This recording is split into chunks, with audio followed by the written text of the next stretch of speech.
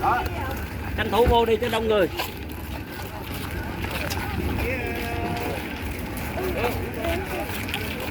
Đâu hết rồi, đâu hết rồi.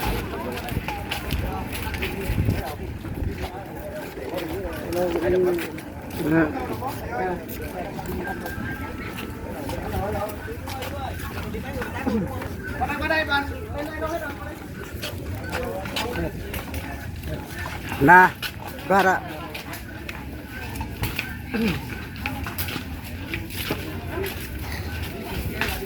Pak nemut bapak nemut kok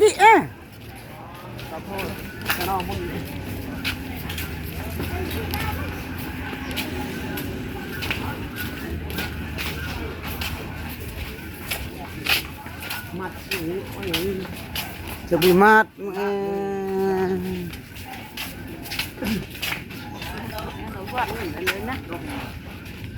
em mới ha bét aku banyak jamin đó cái nào nhá nữa mọi người chơi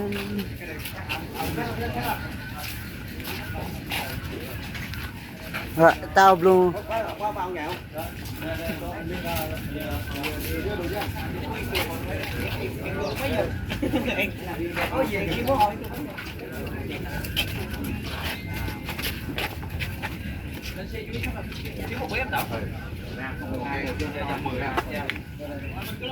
này.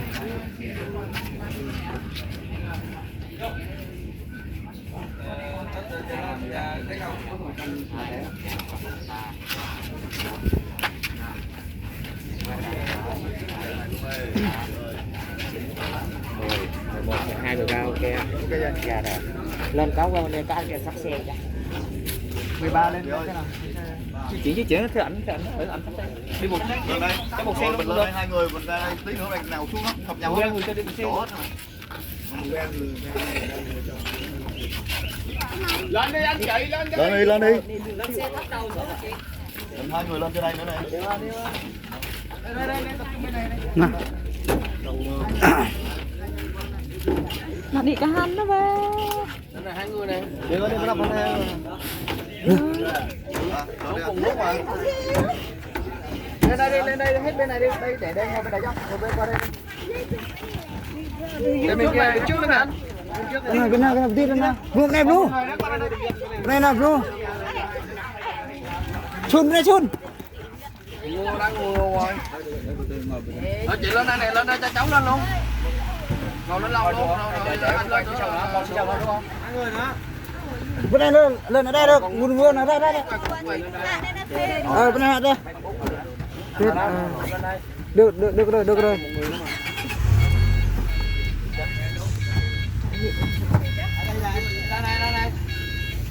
chơi chắc này là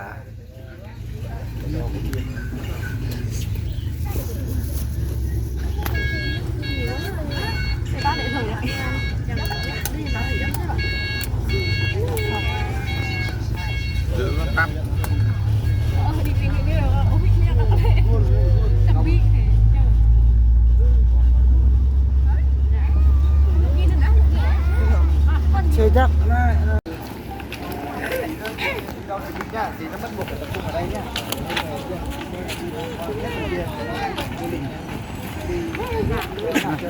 bắt buộc lên phải về đây cái này nghe chưa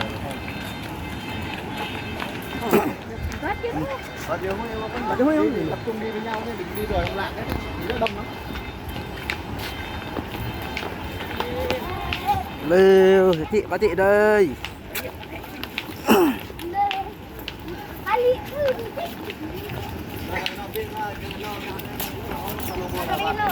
nè con nè tao là con lao đó con lao nè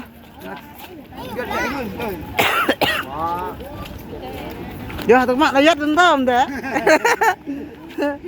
lại là mỹ Arab đấy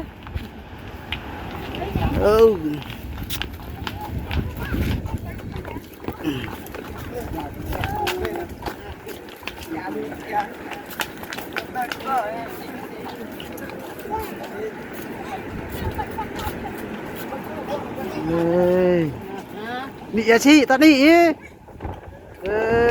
ya đây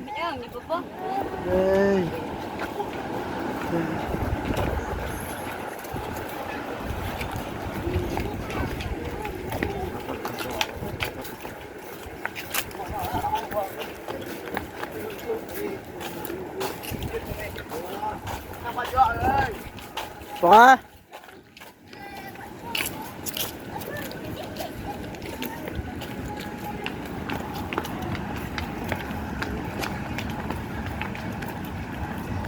Họ bạn đã Buộc mọ.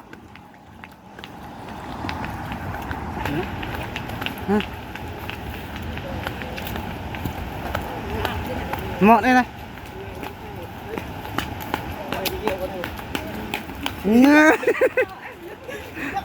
Quay video chắc con nè. Đây video. Có thể có tao chứ có ai biết rồi. Anh cái Đó, ai đây? Mọ, Vũ. Ừ. Đẹp. Chào mọi người nha. Ê.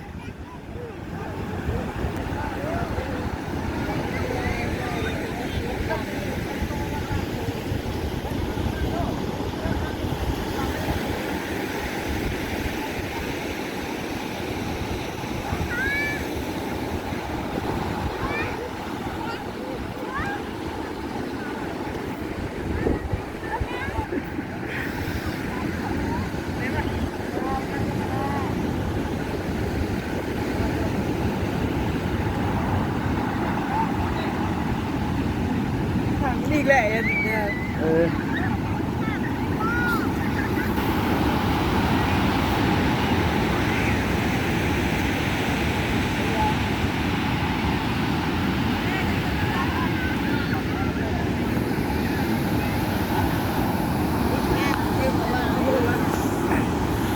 Anh quay nhạc lại cái thúc, anh quay lại cái nhạc cái thúc. Dùng quy là cái thật là nói. Hả? Nó nhìn như là cái nhạc nó. Dạ nó tao hơi yêu à. Nhưng mà mi là nó bắt rồi nó là. Tin tốt cho tin cách nè. Còn chụp tao đây nè nè.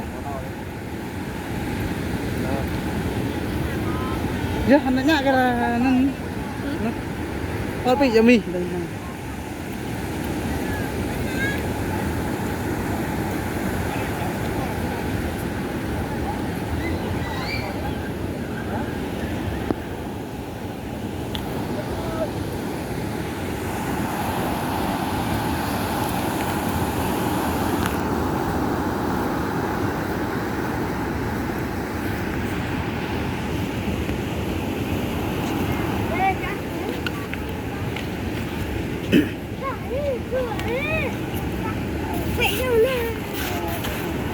Cho hắn này là tao quẹt là xe là sang mà.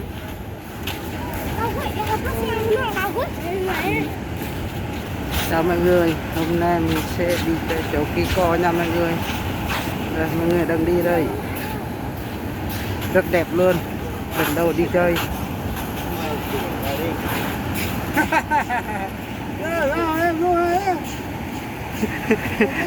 Lúa đang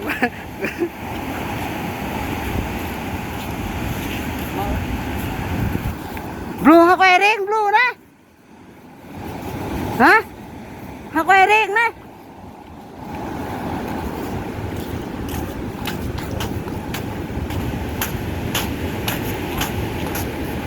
Đẹp quá.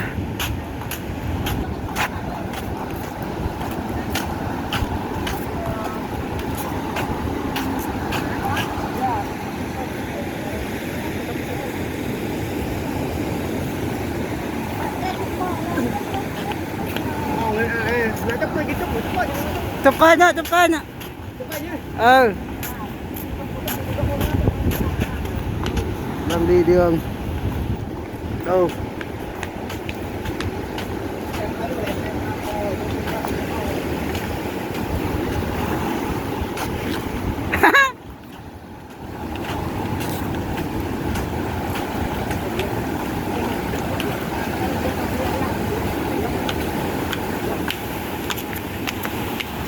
Đây, em bỏ đây.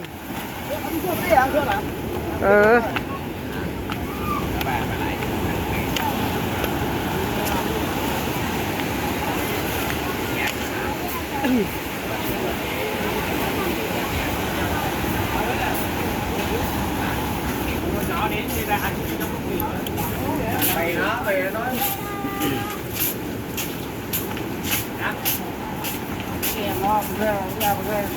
Kain tanah kain. Pala. Teh kata na con đi. Đang đi cầu rất tuyệt vời luôn. Chào anh Long. Đâu.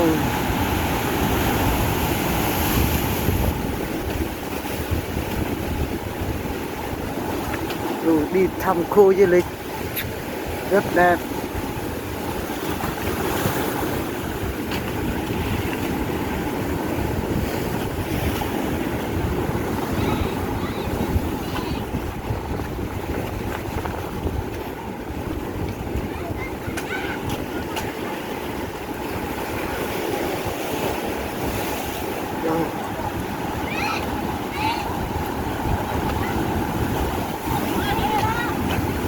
Rồi. Hả? Hả? Ba. Hả? Em Rê. Cua Hoàng Đế đâu rồi? Cua Hoàng Đế ơi, cua Hoàng Đế. Một rồi, cua Hoàng Đế nó vào trong hang rồi. Khác nó đang đi bên này nữa, bên này mình đi bên kia nha mọi người nha. Đấy, bên này là vào lại bên này nữa.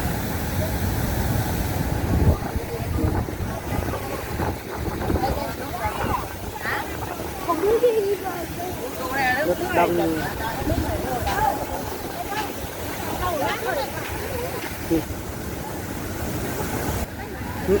Na.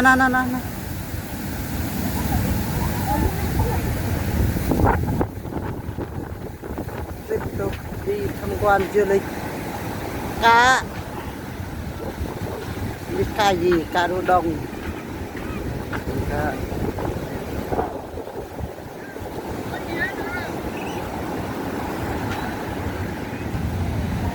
Ách nè.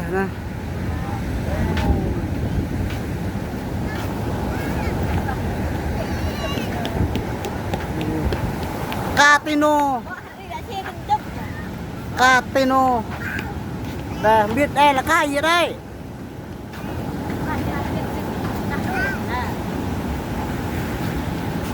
Đây là cá mập nha.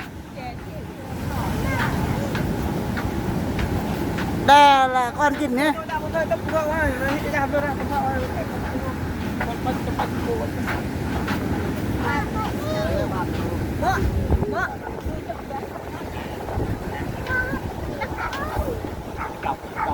Gì tụi nào chụp hình này em này.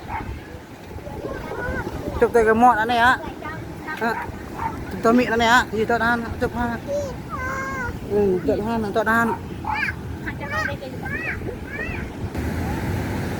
Nè.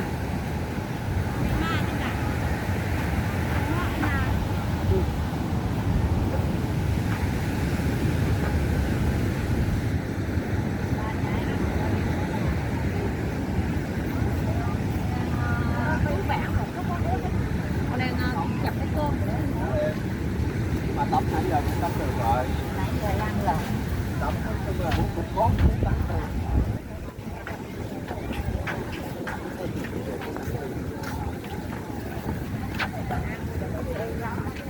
Đã mưa rồi, bây giờ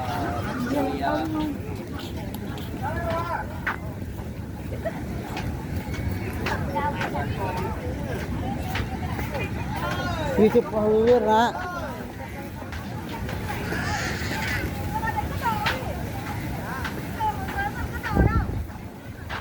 Chụp ở đít nè.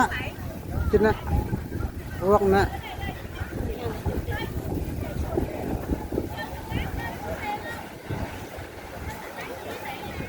Cái nhà đẹp đây. Nah, pernah chụp nè. Muat nè. Ya. Lâu cái là. Chụp ôn đi ruột mà vô.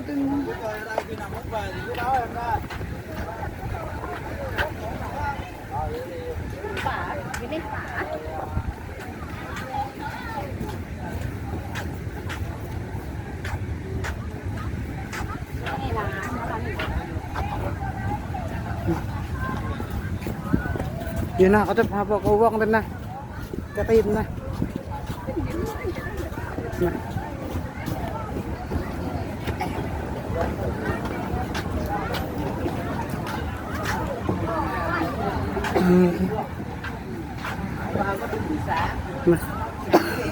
Tin mà tay, tin mà hiam. Chụp tay tay mà tay nè, các bạn chụp ha nè, chụp tay mọ nè. Nè.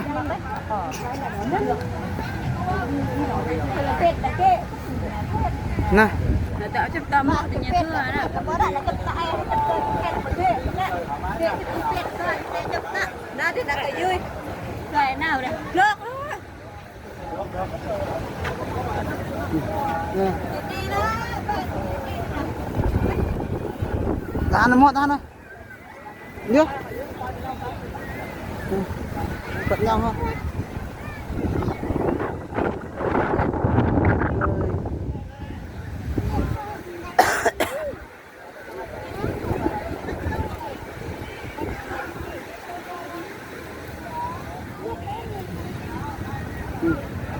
Bên này, nó không, dạ.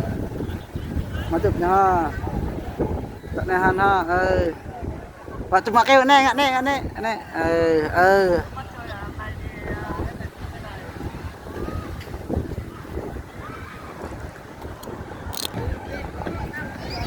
nào gì nào, bên nào,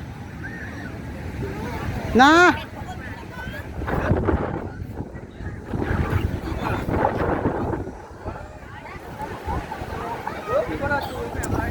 rất đông người, nhà liều.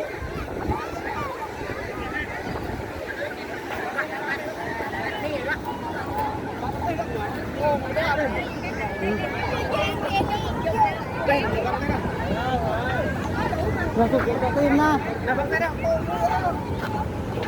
Có bắt gì có hẳn rồi dừng xe bắt đấy hả? Có hẳn rồi.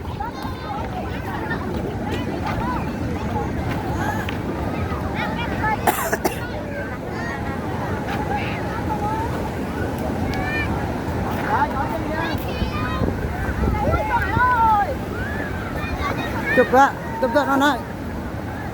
Chụp một cách nên cách đường tít đó nè, một cách đường tít đó nè. Nè. Nè. Tự chưa bị ra ha, nó mình lơ cái lực. Nè. Việt nào này là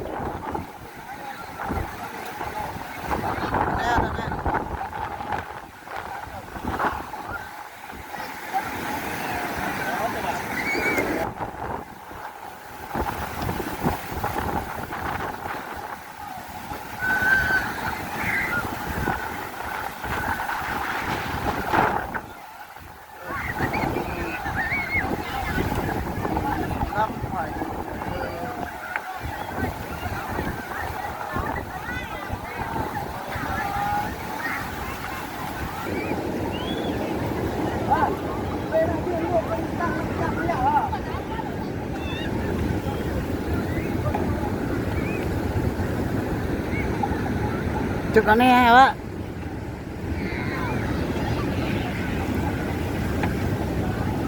Ngồi sau mà không lấy hớt này là người sau cô á. Người luôn á.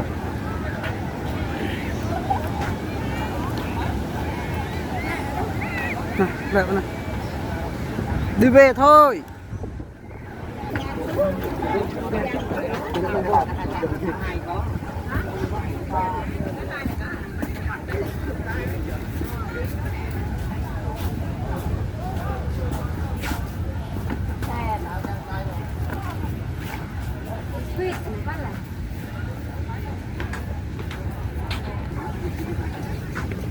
Quay về thì tới cửa hàng này nữa.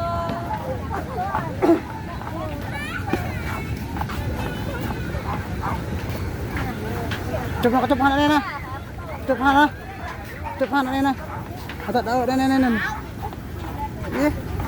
chụp lại,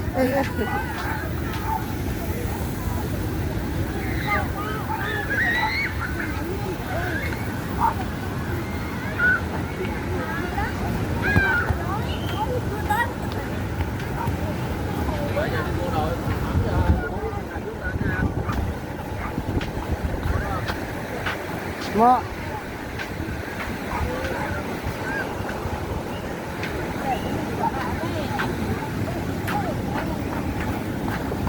Cá mập. Đây là cá ăn thịt người này.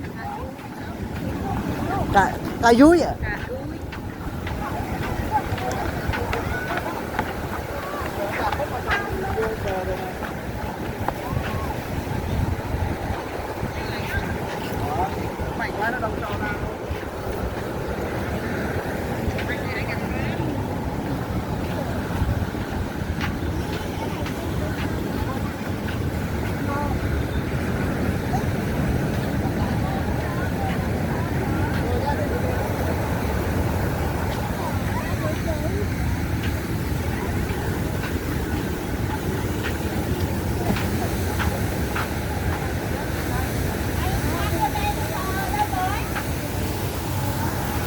Thật rượu đừng rượu. Chính xác vào ngày phút gì mà